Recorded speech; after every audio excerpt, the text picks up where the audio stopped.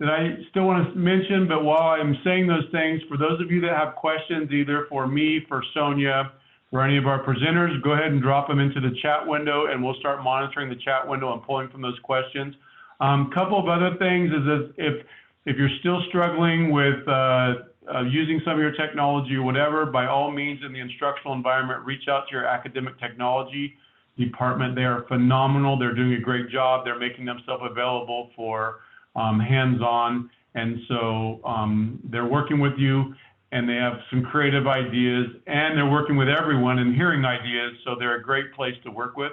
The other thing is, and I just kind of thought this was funny, that we're in a world where most people knew Zoom before, but now we use Zoom so much it's almost become a verb. Like if you need to talk to someone, you just say, oh, well, Zoom me and we'll talk about it. So I think that's pretty interesting how quickly, in just literally like 72 hours, everything's changed, even our language. Okay, so is there any questions? I'm looking through the chat, and my presenters, if you see a question that you feel like you can answer. I do have one I'll throw to Sonia, and I'm not sure if we know the answer to this, but someone had asked early on, do we know if the Weil will be closing?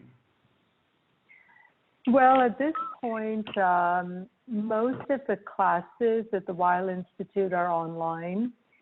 The only class that we're working through is a paramedic course that has a skills lab component. And, so we are working through the accreditation agency, and I know Vice President Billy Joe Rice is working with Tommy and the faculty members to figure that out. I do know that the chancellor, we have our administrative function for the whole community college district that is at the Weil Institute, and I know that the chancellor is really supporting remote work and the whole concept of social distancing. So I think the Weil Institute, like the Panorama campus, you're not going to have very many people in the physical space. Sonia, of course, the big topic on everyone's mind, especially those that might graduate this year. What about commencement? What are we doing? And maybe you can answer that. Well, what we do know is that our graduation, which is scheduled to be in May, and Todd, you can help me with the date here, we are probably not going to have graduation on that date in the Memorial Stadium, that we know. Are we going to celebrate graduation? Yes.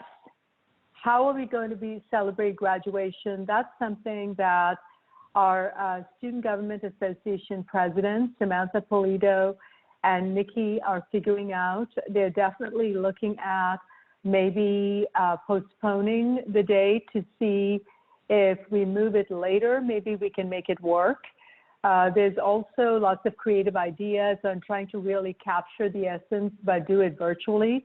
Now, the question that I asked Nikki is, how do you do graduation virtually? But he said, no, let me show you some of, the ideas that are bubbling up. But I want to assure you, each and every student who is listening in and participating in this session, we are going to celebrate graduation. We are going to be celebrating you. It's a big accomplishment. So just communicate with your student body president and give your ideas. But at this point, we might just look at a later date. It's just that we can't do it in May in the Memorial Stadium. Thank you, Sonia. One of the questions we had was, what is the best way people have found to contact students? I have sent group and individual emails and only had a 60% return of students checking in. There's been a couple different responses in the chat. One is Canvas is a great tool to use to contact your students. And then there's some other things like Remind that are mentioned as options. So again, you use your peers to kind of brainstorm on those kind of things, figure out what works. It's going to be challenging, but there's lots of opportunities out there. There was another question from Michael Korsak. He said, can BC do anything apart from state chancellor to allow courses without distance ed approval to be taught synchronously or asynchronously in the fall? Sonia, is that? What I would say is that Chancellor Eloy Oakley has been really extremely flexible and in fact, been proactive in approaching the Board of Governors. They have suspended temporarily the Title V regulations to give maximum flexibility to the colleges. He's also been indicating that he doesn't expect this phenomenon to be a spring 2020 or a summer 2020. He's anticipating that we will have to be thinking about alternative methods come fall as well as spring 2021. So he's already looking a year ahead of time, and I think every 2 days we get a advisory from him, and yeah, so he is starting to indicate that the fall semester that he's anticipating that they would need to keep supporting the colleges with our alternative systems that we have set up. So going back to how you contact students, there's been some more ideas thrown out there. One of them is using the alerts in Starfish, and I'm not exactly sure how that would work, but I'm sure our Starfish experts could share that with you. Another one was to create a Google Voice number, and it doesn't have to be just for voice. You can use that for texting. So Teresa mentioned that she texts them using Google Voice. Someone asked a question about Bridge to BC.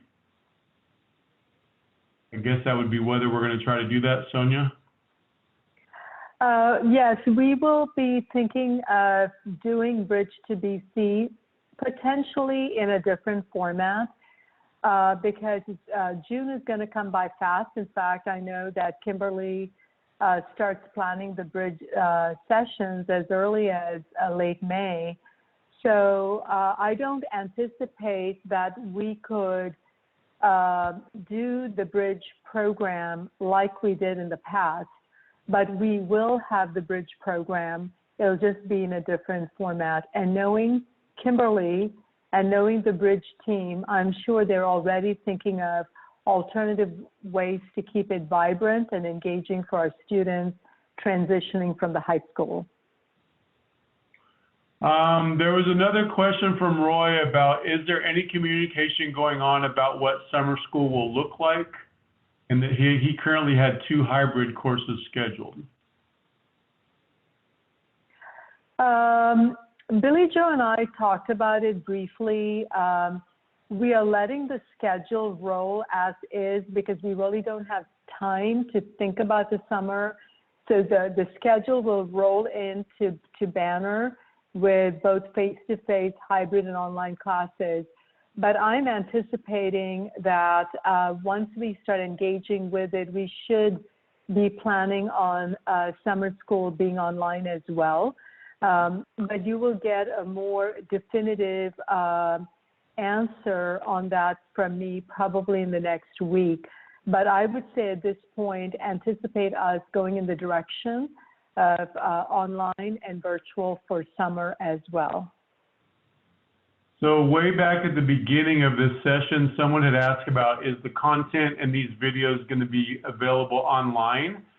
There's lots of information if you go to the bakersfieldcollege.edu and then just add a /COVID-19 to the end of it. There's a whole slew of resources, including most of these videos. I will put one disclaimer out there. All of our videos are up except for the one from yesterday. I think Zoom got backlogged and they're still processing the video from yesterday. They were happening in about an hour, but now it seems to be taking a little bit longer. My expectation is they'll probably speed them back up again once they figure out what's going on. So this content is available on the COVID-19 part of Bakersfield College, along with a whole bunch of other resources for academic technology. There's lots of information. There's the links to the information we're getting from the State Chancellor's Office. So it's just really a good place to keep up with all of the things that we know about COVID-19 and our responses. Presenters, do you see any other question you want to jump in on or that I'm missing here? There was a comment made by Armando Trujillo from our Veterans Center. He just made the comment that the VA and pending legislator is also considering paying student veterans their full payment for attending courses online 100%. BC has assisted student veterans maintain their full award by switching to online courses versus canceling them. And he was pretty excited. Great job, BC. We are BC. I do want to give a shout out to Jenny Frank and Armando Trujillo, who work with our student veterans, and they did a remarkable job in making this giant shift from the Veterans Resource Center space into this online space. And I thank you, student veterans who are tuning in, for working as a team with Armando and Jenny. Also, there's another response to Michael Korsak about the approval of curriculum. Jennifer Johnson chimed in and said, blanket distance ed approval will also be discussed at the curriculum meeting tomorrow. So for those of you faculty that were interested in that. So it looks like our questions and comments are winding down. I'm sorry if there's one in there I didn't catch or that we missed, but with that, I'll let Sonia give you our closing comments. The only thing I want to say at this point is, you heard a lot of technical advice from your faculty as well as from our director of our academic support services. And my message to you is how impressed I am with how everyone is taking care of each other. You heard from Chris today about taking time to meditate and doing something else, so we're not just caught up in the frenzy of all the stuff that is happening with COVID-19. Yesterday, Josh Lewis talked about having grace when dealing with our students, because I know that every generic email on our campus is getting flooded. My own email, I think people have discovered president@bakersfieldcollege.edu. I used to get a few emails, but now it's like, bam, there's so many emails, and we have an entire team that's immediately responding. And the same thing with library at BC or counseling at BC, because that's what we do on our campus. And so I will end by saying that it is coming down to the human aspect of change. Our students are having difficulty, but so are our faculty and our staff and our administrators. And so when we move into next week for our seminar series, we're going to focus on some of the human aspects of what does it look like working at a distance and those pieces. So for now, I just want to say that this is how we roll at the home of the Renegades, because after all, we are BC. Thank you.